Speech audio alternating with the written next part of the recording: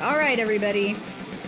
Welcome back to another fun-filled family episode of the Top 5 Podcast.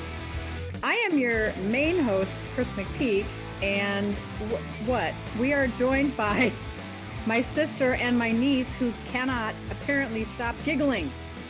Yes, I love that you say it's a fun-filled family episode, and the topic is independent horror films. I love it. But you're my family, so is that bad? No, it's funny. Okay, so it's not family in the sense of let's watch The Sound of Music sing along. Exactly. Yeah. Yes. It's family as in now we understand why Chris and Annie are so fucked up. No, of course not. We just have strong opinions about popular culture things. Absolutely. We very muchly enjoy talking about them. And can I just say that my sister is the best pop culture mom on the planet? I do my best. She is raising some incredible pop culture kids. And one of those is Emily Pruitt, who's on the show today. Say hi, Em. Hi. And excellent. So, all right, let's briefly define what we mean by indie horror, only because I am venturing to guess that at some point, one of us is going to have a film on our list that maybe defies that concept, and we're going to need to explain it. So what do you think when you think indie horror? So, because I went through and looked at a lot of different lists, and it's films that were not meant to be blockbuster, but like smaller budget, independent labels. So, and I'll caveat with, we started a long journey of horror movies with the Blumhouse ticket of horror movies because of it. We saw it as we saw Blumhouse as somewhat independent, but it's become, big budget, big name. Right. So, you can go back and forth, but I think that all of the movies that Emily and I kind of picked kind of fit what you would call the independent, small budgets, small label, or, limited release type of films. No stars, not a lot of money. Yeah. Yeah. More about the I know people are going to laugh at me for saying this, but the art of the horror film as opposed to the making money aspect of making the film. Yeah, totally. Yeah, because I mean, there's a whole separate subgenre of horror that can really just be summed up as this movie was intended to show a lot of blood and make money, and that's it. So the majority of the sequels of all of the, I don't know, the early days of the slasher genre, late 70s, early 80s. So your Freddy movies, your Jason movies, your Mike Myers movies. And the fact that there were a dozen of each of them produced pretty much. So that would not be indie horror. Yes. I would say also kind of the way we kind of have put our lists together is that these indie horror films are more cerebral as opposed to the slash.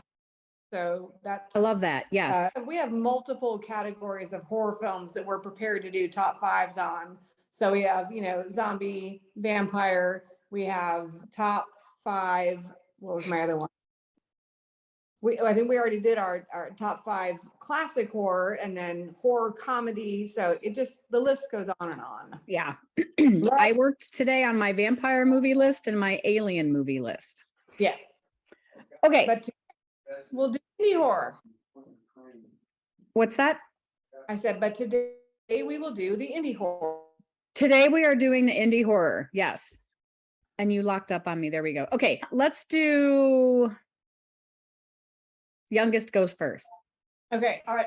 So I'll go first. So my number 5 choice for indie horror movies was Last Night in Soho, which was made in 2021. And I made sure I looked it up to make sure it was indie so I could put it on the list. It was not a movie that did well. but I loved it. I liked the storyline because it was really interesting, and I had to think a lot about what was going on, especially towards the end, which I love in a movie when it makes you think. Also has one of my favorite actors in it, which is why I wanted to watch it. But yeah, my favorite actor, Matt Smith, he plays this like dirtbag slime ball kind of guy, and he does it so well. And like it toward the end, they try to like show that he's, I don't know, Yeah, they try to redeem his character. they try to a like little bit, redeem him a little bit. It Aha. does not work. So Yeah, I mean, I love the kind of unredeemable characters, kind of gives you a reason to hate them. But Yes. I love the movie characters. It was so interesting to watch them like kind of grow, especially like the main girl you're following along as she's like, oh, absolutely. she's living in this fantasy, and then it turns out that it's like this horror filled, she doesn't want to be there anymore kind of thing. Who's the And if lead? I don't know. So but, I'll look her up real quick. yeah. So I would say it's probably, I have a very large like list of like twist endings.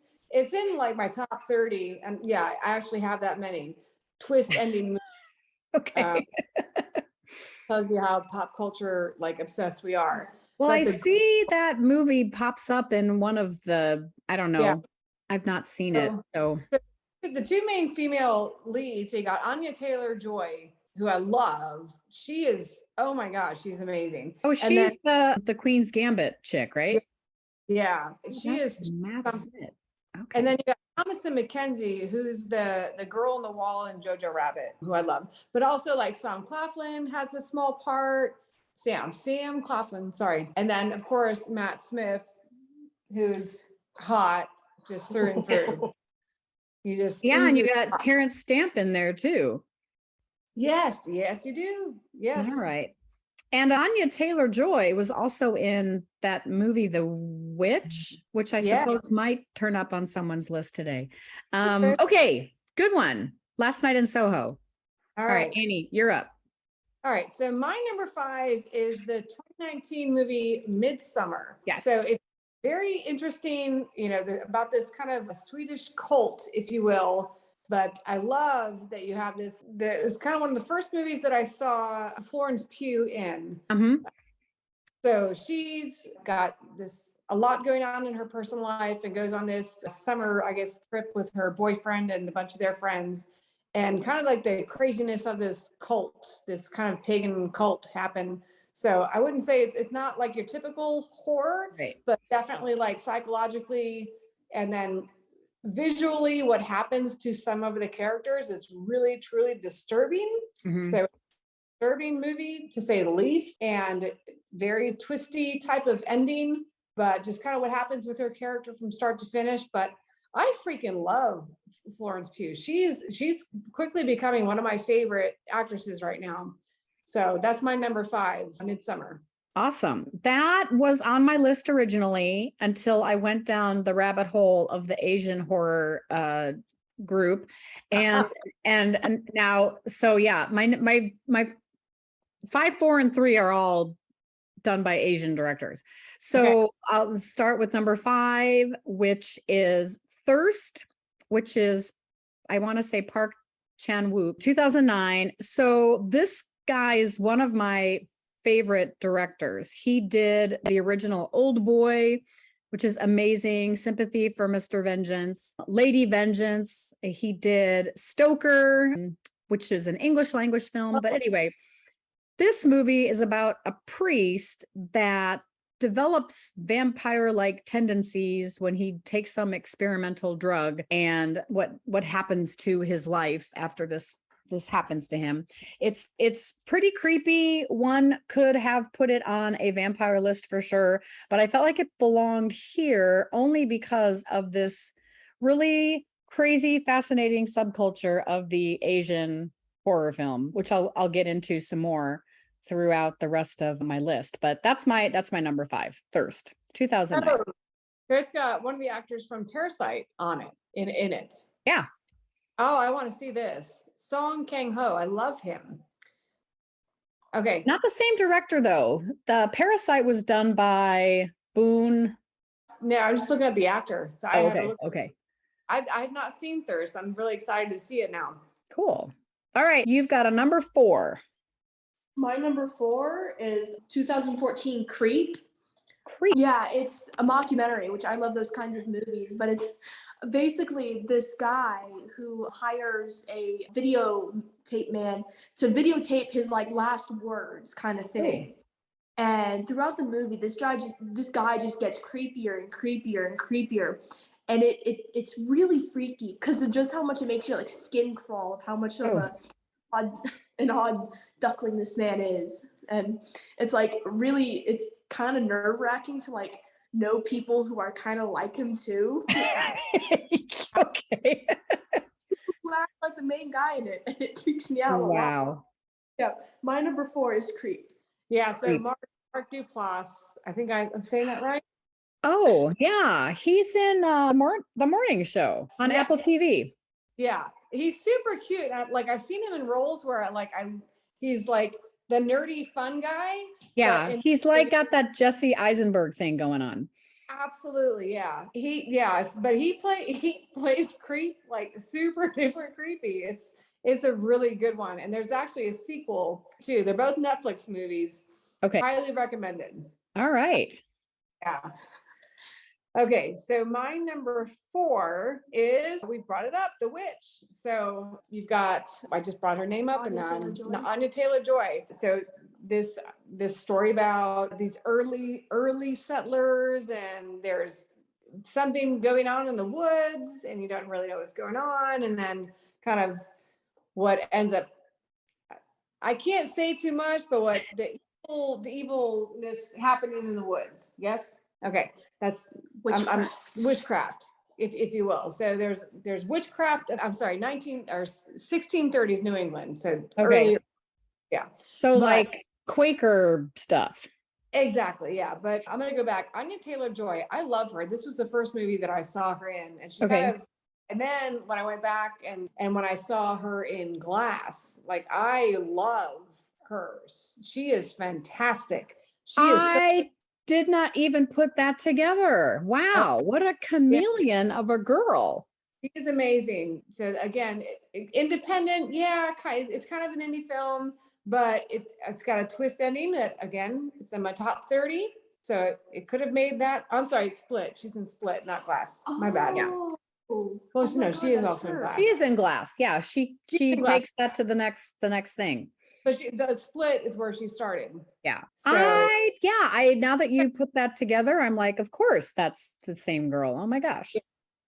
But The Witch is like, it's super creepy. And I really, really I'm afraid of goats now. I can't tell you why, but that's my number 4, The Witch. All right. Good one. Okay. My number 4 is from 1999, and it's called Audition. So it's a Japanese film directed by Takeshi Miike. There's a fella who lost his wife. He's widowed or widowered. And his son and his friend talk to him about how to find a new wife. And so he begins these auditions because he also happens to work in entertainment. He auditions all these women to potentially become his new wife. And one of them is not at all what she seems.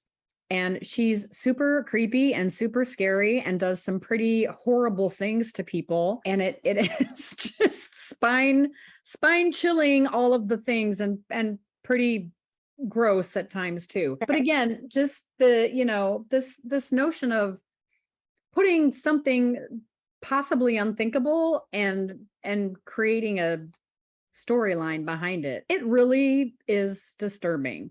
And coming out of, in my opinion, the 90s were the greatest decade for real independent film. And so this movie and another one on my list are sort of rounding out that decade of what I would consider to be the perfect decade of independent film. But this one stays with you, and it's pretty darn hard to watch. So that is number 4 is Audition by Takeshi Miike. I like it. I have not seen that, but now it's on the list, so I have to watch it. Maybe watch that first before the kids take it on. I don't know. Just saying. All right, Em, what's your number 3? My number 3 is 2018 Hereditary. and it was Ah, directed by the same person who directed Midsummer. So it's got the same kind of vibes. that's right. It's like kind of quiet at times and you have to like really pay attention. But with Hereditary, you have to like look in the background and it makes you like dread looking in the background because you never know what you see. Like there were times where I was like looking in the background and it's something you just can't take your eyes off and it's horrible. And it was just such a great movie. It freaked me out so much. The end was so confusing, but I love that in the movie where I have to think about it. Like I said before with last night. So yeah, we're like, what just happened? yeah, those are like the best kinds of movies. They leave you with a whole, what did I just watch? Yes. And Hereditary was like a perfect example of that. And let me Nice. process for a while because yeah, super hard to watch. Yeah, But like in a good way. in a good way. Yeah. Yeah, Yeah. I'm embarrassed to admit that I fell asleep watching this, but was probably I started watching it on a night where I should not have taken on a movie of that caliber. So I need to go back and get back into that. But yeah, I'm trying to. I guess there was a kid that was hit by a car after a party or something. Yeah. Anyway, is putting it lightly, beheaded by auto vehicular accident. Beheaded by a light pole. Yeah. Not a light oh, pole. right. Okay. Right. Cause yeah. And it's all coming back to me. Let's move on. Thanks, Em. Number 3, Hereditary. Excellent. All right. So my number 3 is another Netflix movie from 2015 called The Invitation. So I really love Logan Marshall Green. I haven't seen him in a ton of stuff, and I really want to like look up his filmography and watch everything he's been in because he's so good. But he essentially, like, he and his girlfriend get an invitation to his ex-wife's house, and the new husband, who's played by Michael Huseman, I think I'm saying that correctly, who is also like equally amazing. But I kind of don't want to use it now because it's one of my favorite twist endings. But essentially, they're invited to dinner to essentially what they're determining that the ex-wife has become involved in a cult. And they don't really know what the outcome is going to be. And then eventually you determine what this cult's like plans are. So it's more of a psychological thriller than horror, but it is kind of like, it falls in the category of indie horror. But it's, yeah, I almost didn't want to use it because I want to have a top 5 twist endings. Oh, well, I did that episode with Doug already, but it could be horror twist endings because none of my movies were horror films. Anyway. So it's really good. But Logan Marshall Green, he's super yummy. I'm sorry. He just is. And he's amazing in this movie. And it's indie through and through, and also a very, very good thriller for you have no idea how the outcome is going to be. Well, there's another Invitation movie out now in theaters. This is Netflix. This is a Netflix movie from 2015. Yes. Totally different than what you're seeing in theaters now. And I think there is one more Invitation that has Jason Bateman in it, or maybe that's The Gift. Yeah. I think there are multiple movies called The Gift. There are multiple gift movies. Okay. So my number 3 is once again more Asian horror. And this is called 3 Extremes. So these are 3 short vignettes by 3 different Asian directors.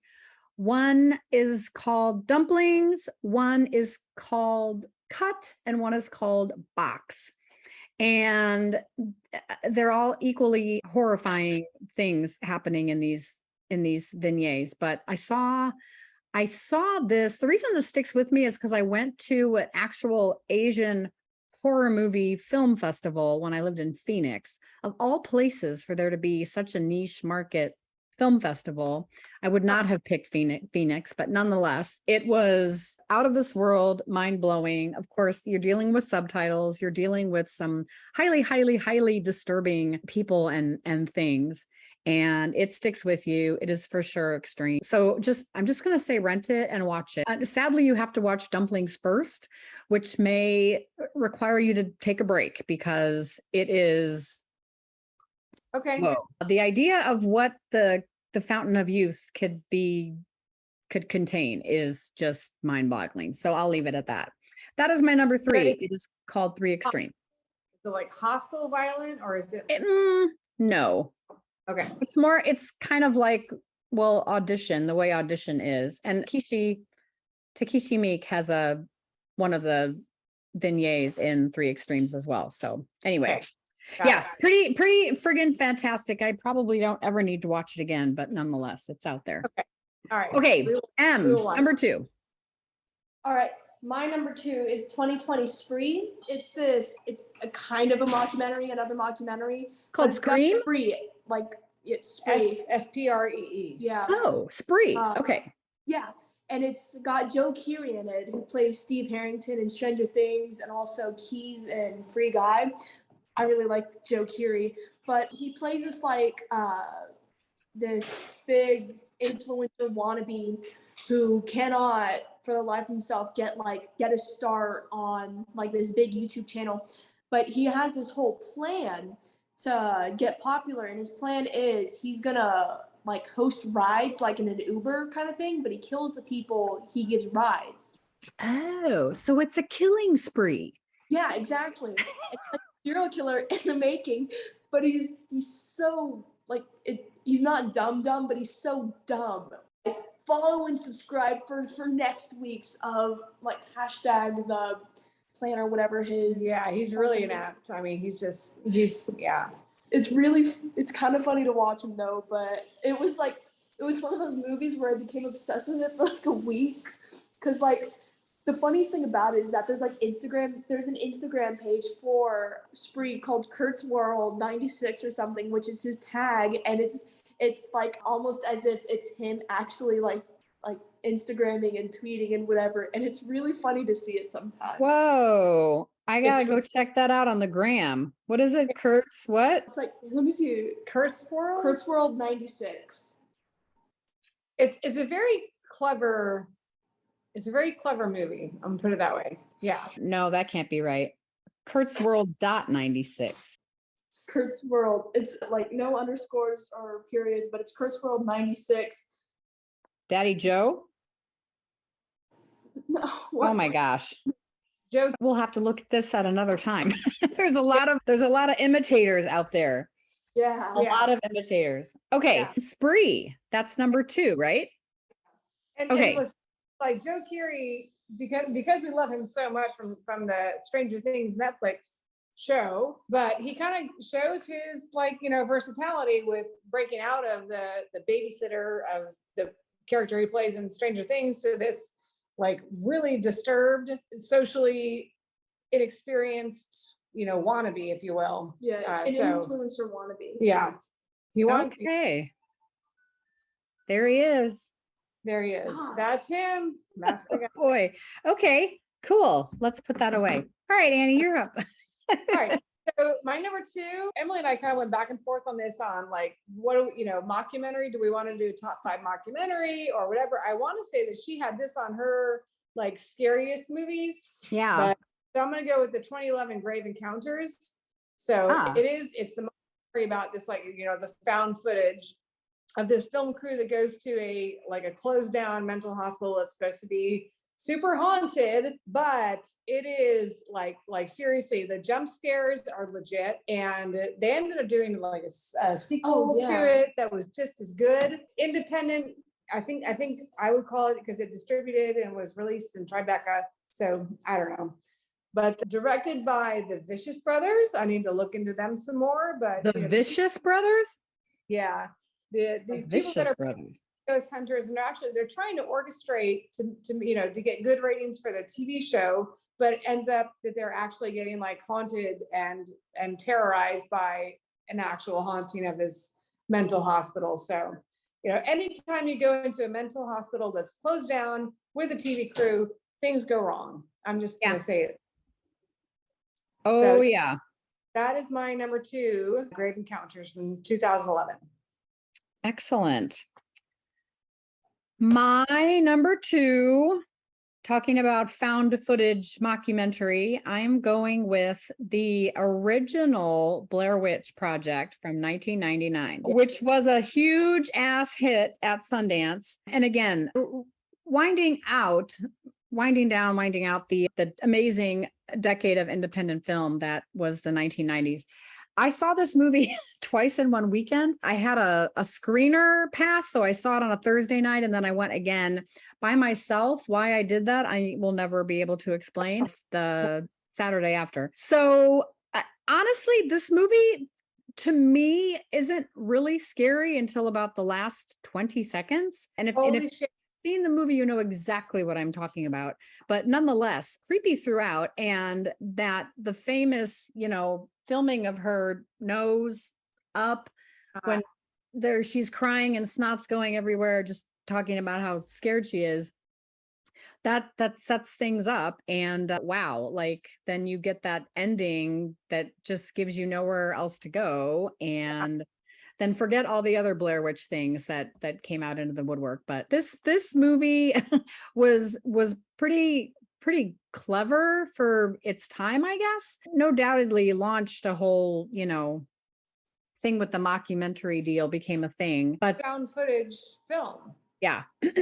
Yeah. And Cloverfield, like those types of movies too. But anyway, there were definitely enough people in the United States that thought this was the real deal for long enough time anyway. But yeah, it packs a punch for sure. So that is my number 2. I love it. Yes. So you got an honorable mention for us. I do. So all right. My mother does not actually like this movie. I like the movie, but my honorable mention is 2014 Tusk. Oh, okay. I've seen the ads for it. It's a movie where this guy kind of like, I don't know what he does, but he ends up in the house of this doctor, and this doctor mutilates him and like stitches him back up into the shape of a walrus. I am the walrus. Yeah. I see it as like a comedy, like a horror comedy kind of thing. Because to me, it's a ripoff. It seems like a ripoff of the Human Centipede, with the whole people fall into this doctor's house and they're stitched up into something horrible. This guy is stitched up into a walrus of all things. And I was laughing. I liked the movie, but my mom and my brother hated it. I'm the only one in my family who actually likes it. I guess high expectations because it's a Kevin Smith film, and you what? have Justin as the main character, who I love, who's in one of our favorite horror movies. He's in Jeepers Creepers, so I love Justin Long. But I actually I want to say I fell asleep like kind of around the middle of it because I just couldn't I couldn't handle it. Well, I mean, they had to reveal the walrus, and you didn't have a lot to do with him at that I just point. did not love it. So yeah, but I truly appreciate the indie film angle. I do like. I think if I had to go back, I would put it in a top 10 for horror comedy. I need to watch it again, but yeah. And it was a Kevin. I'm gonna shut up. It's also it's so good it's bad. It's kind of like it's so bad it's good, and it's so good it's bad. All right. Yeah. Okay, that's M's honorable mention, Tusk. Yeah. All right. So my honorable mention is the 2014 Netflix It Follows. Yeah. Up again, but I just what I loved about it. So after a strange sexual thing, this girl is being followed, and you don't really know how she got it. And the guy comes back around and says, "Oh yeah, you had sex with somebody else, or else this strange being is going to kill you or whatever." So it's interesting to follow. It's interesting in terms of for indie horror. It's really creepy. It's super creepy, and a little bit of a jump thing going on. So, and you have to, it's like Emily, you have to really watch the background and the shadows for what's truly happening in the scene. But that's my honorable mention. It Follows. I need to watch it again. Yeah. And if I watch it again, it might make it onto the top 5, but not today. I saw that in a movie theater, and I only saw it once. And I remember after the fact, when Animal Kingdom came on TNT, that the guy that starred in It Follows was also in this show, and his name is going to escape me now, but he's a little hottie. So yeah, that's a good Yeah. call. You got Keir Gilchrist, Jake Weary. That's him, Jake Weary. Yeah, he's a Jake cutie. He's a cutie. Stop messing with Yeah. Oh, he's a Okay, cutie. so Oh, cutie. Look at that. Oh, Sorry. Go ahead. my honorable mention was going to be Teeth. And then I changed my mind. Love that.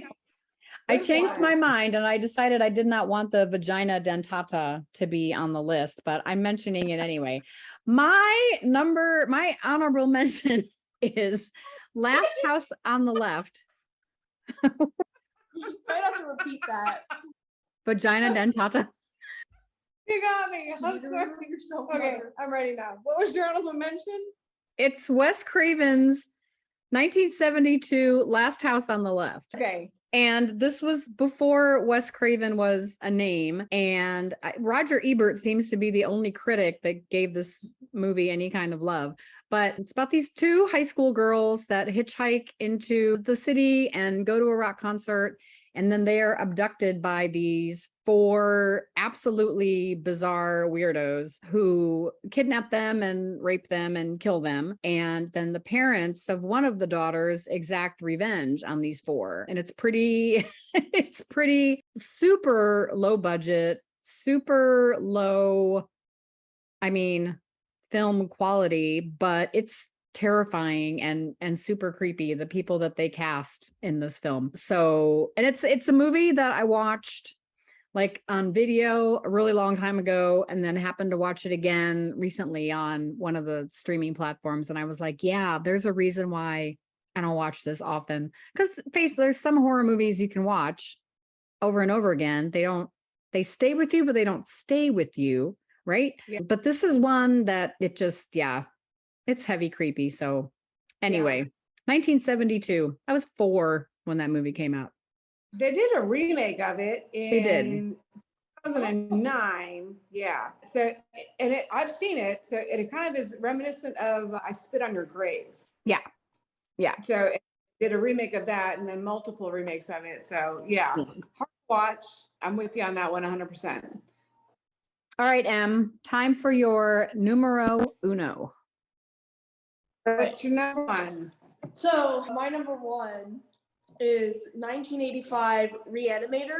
Ah, yes. Like old classic indie kind of movie. I watched it for the first time not too long ago, and it was odd to watch because it's like, oh my God, what is happening on the screen right now? What did he just do? No, don't do that. What are you thinking? But I loved the movie. Like Herbert West, one of my favorite characters probably in media. Like I love how like awkward he seems, but he's so awkward. and yeah, it's one of those movies where like I want to talk about it so much, but none of my friends are into it, so I can't like talk to my friends about it. So yeah, she has a Reanimator t-shirt and like nobody knows what it is. So. I have the glasses the style of glasses that Herbert West wears. Oh my gosh. Yeah. I've never seen it. Oh, it's like so cult classic. Yeah. It was like technically indie film based on H.P. Lovecraft story, if you will. Like paints a picture in itself because how screwed up and crazy H.P. Lovecraft was. But essentially, he reanimates a disembodied head. Right. I mean, I know the plot, and for some reason, when I think of that movie, I think of American Beauty because it was quite a plot point in American Beauty. But yeah, I've never sat down to watch it. So anyway, go forth and rent Reanimator today. Okay, I will. That's my assignment to you. Okay. Love that movie. And I remember watching it as a kid, and then like when we were going through the list of horror movies with Emily and Davis, like kids. You can't be true horror, fan until you've seen this movie. So across the list, horror comedy, cult classic, and just classic horror. It's a multi-hyphenate. You'll be amazed and horrified at the same time. Excellent.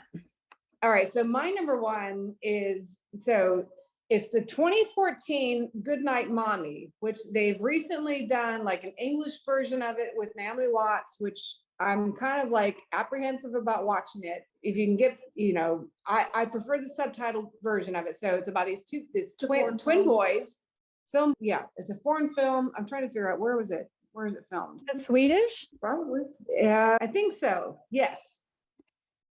So twin boys, their mother comes home from what you assume to be some type of like massive surgery, but her face is full of bandages. And the twin boys are like convinced that the mother it's not their mother. It's some like other person that's like filling the bill of the mom. And their whole like trying to figure out either how to trick the mother or kill the mother. And there's a lot of weird shit going on. I'm just gonna say there's a lot of weird shit going on. If we were to do twist endings, in my top 3 favorite twist endings, but these boys are so amazing. They are just like ridiculously good. It looks like they might be twins in real life too. Yes. Played by twins. Yeah, so Elias and Lucas Schwartz. Yeah. Played the twin boys. They are so good. And they're I don't know how else to say it other than I'm apprehensive about watching the remake because I can get past subtitles, so foreign films don't bother me anymore. But Yeah. in terms of like indie horror, it was like legitimately scary to me. Some of the film sequences with the mother scare the crap out of me, both from a like thinking of as a child or as a mother, and then just kind of what the twist ending part of it is like, oh my God, that's all I can say. Oh my God. So that's why it's my number one of my favorite psychological horror films of all time. Excellent. All right. I will have to check that out. The original, Yeah, the original. subtitled one. Yeah. Cool. Mm-hmm. All right. My number one may not seem so obvious, but if you go back and learn about the making of this film and kind of this whole little clan of John Carpenters that got started together, it all comes together. It all makes sense. So mine is the 1978 Halloween. Okay. What could be, the original slasher film. And there's I want to say it's on Netflix. There's a great show on Netflix called Movies We Grew Up With or something like that. And there's a segment, an episode of it that's about horror films or movies that made us, something like that. And there's an episode on this about the making of Halloween. And it is just from the opening scene with Michael in the clown costume and following after his sister and taking her out to the ending, a surprise ending that would have, not necessarily led you to think like, oh, there will be a sequel. But the movie just was such a hit that, of course, there had to be a sequel. And we were talking about Donald Pleasance earlier. He's the doctor. And of course, you have the original Scream Queen herself, Jamie Lee Curtis, in there as well. So yeah, this movie is great and it is indie from start to finish, but man, what an indelible like legacy there. And the only thing I have to say about that is after Halloween 2, we could have just stopped. That we needed to have another whole version of Halloween movies with Jamie Lee Curtis in her 70s and 80s. I don't even know how old she is now, but besides the point. Why? I just want to know why. And not necessary. But anyway, so yeah, my number one is 1978's Halloween. Okay. I love that. I'm totally wow, you guys, this is good. And I need to time this so that this episode comes out before Halloween. That'd be perfect. Yeah. Yeah. So there's like 18 good movies to watch. Honestly. Yeah. Totally. Get your indie horror going on. That's right. Damn, Skippy. All right, Em, let's do a recap. All right. So my number 5 was Last Night in Soho. Number 4, Creep. Number 3, Hereditary. Number 2, Spree. My honorable mention was Tusk, and my number 1 indie horror movie was Reanimator. Excellent. Annie. 5. So I had number 5, Midsummer. Number 4, The Witch. Number 3, The Invitation. Number 2, Grave Encounters. My honorable mention was It Follows. And then number 1 from 2014, Good Night, Mommy. Excellent. So I started with Thirst, number 5, Audition, 3 Extremes is number 3, Blair Witch Project is number 2. My honorable mention is the original Last House on the Left. And my number 1 is also the original Halloween. For our top 5 indie horror films from Chris and Annie and Emily. I think it's pretty awesome also that we had no like overlaps. We had no repeats. So like literally different movie experiences that you can go out and prepare for Halloween to get truly creeped out. Yes, because that is your holiday. I can see some decorations in the background there. I see a trick or treat. Yeah. Yeah, you'll have to give me a tour of the skeleton seating later. Yes. Perhaps. 14 skeletons descending upon the house. We are under siege by the army of the dead. Yeah. Oh my God. Well, on that note, I want to tell you both to stay safe and to thank Emily for joining us today. Always good to have you on the show. And of course, Annie, my God, there would be no show without you.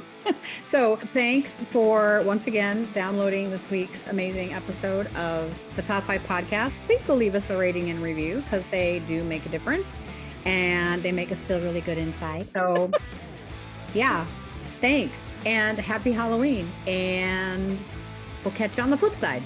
All right. I love you. I love you. And you. And you.